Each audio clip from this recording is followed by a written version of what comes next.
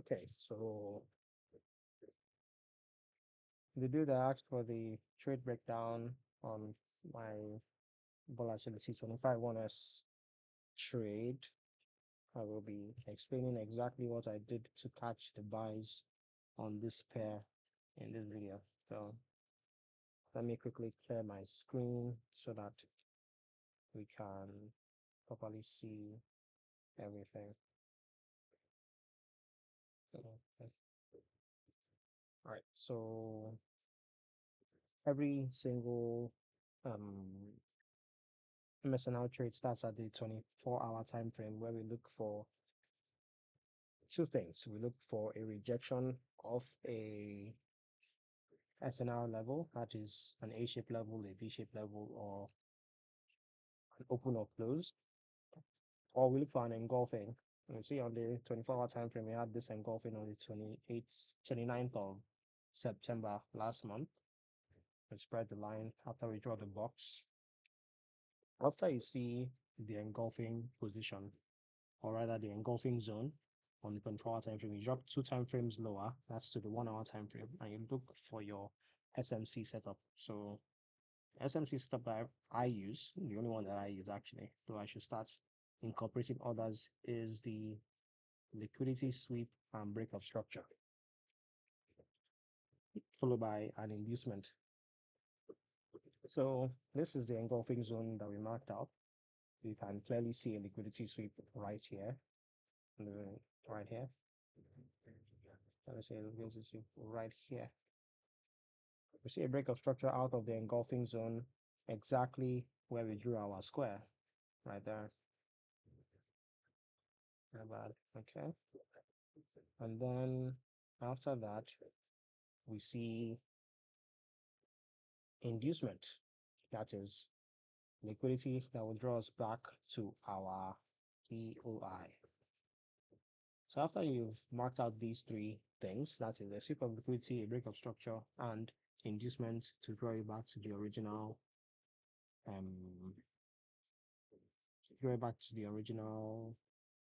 zone. On the 1-hour time frame, you look for key levels within the engulfing zone. So where we draw our box, we look for key levels within there. We have this open and close. No, it's the closest thing to liquidity, but I don't really support using this all the time. Sometimes this thing works, sometimes it doesn't. Of course, any trade that you want to enter with confirmation.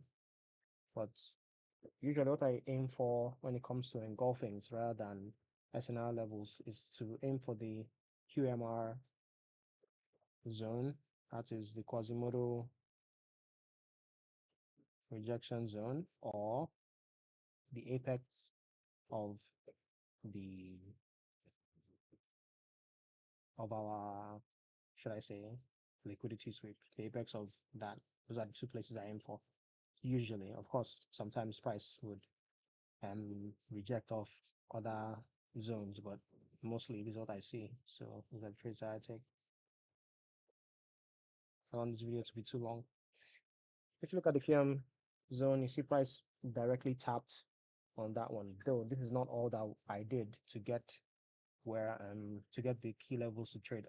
And the next thing, after you mark out your key levels on the 1-hour time frame, we go to the 4-hour time frame to make sure the key levels align with 4-hour key levels as well. You can see the QMR level obviously aligns. This is the QMR level here. This is the QMR level here.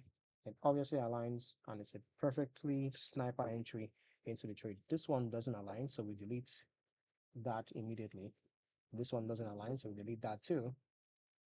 One of the only key levels that actually aligns and is still a fresh zone is it's not a fresh zone on the 4-hour, but it's a fresh zone on the 1-hour, is the QMR zone. The apex doesn't align, but the apex does align on the, no, doesn't align, but the apex exists here on the 4-hour time frame. Let me grab my brush so I can draw it. This is the apex on the 4-hour time frame. Okay, so now that we've marked out these zones, like I said, you look for alignment. If it doesn't align, you don't take the trade. from that key level. One of the only zones that aligns here um is the QMR. If you look on the 1 hour back, we might see um how we might see what level. Okay, so this level here is the level of the apex on the 4 hour. This one right here. This one right here. On 4 hour time frame, that's the apex there. And it's also a good entry, though you might want to extend your stop loss a bit further away. So after you mark out these zones, obviously there are other zones here that could have worked. I think something that also caught my eye when I was looking for the trade originally was this one right here. And price did react there as well. I didn't enter then. Price reacted there, but I didn't enter then. And that's probably the only, I think it also aligns on the 4 hour. Let's look at that just to be clear. It aligns as a open and close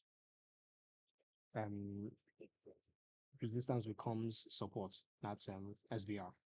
And price tapped in and then bought for some time, but then came back down.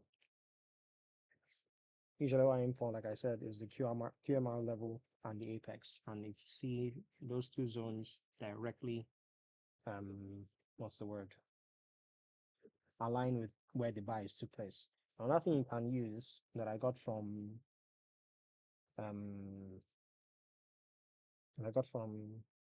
this guy, the liquidity alchemist, is to use the Gann box or your Fibonacci retracement tool and just mark out what 50% of the zone looks like. So you can expect price to come into 50% of the zone. If you look at this one, the resistance becomes support RBS is not in the was it discount or premium? It's not in the discount zone because it's for buys, I believe. It's not in discount zone. It's not below 0.5, so obviously you cannot really expect price to come there and then take the trade from there. Usually I also use that for added confluence for where I want to pick my key level. I picked the apex at the 4 hour as my key level because I was kind of afraid price would not come down to the QMR, but then I extended my stop loss to below the QMR so that in case price ignored my in case price ignores the apex, it will go for the QMR after. My stop loss was about 1,500 points. That's about, with the minimum lot size on this, that's just about $7, 7.5, and risk to reward ratio 28,000 points, which was 1 to 19. So that's a trade breakdown on the volatility 25-1S.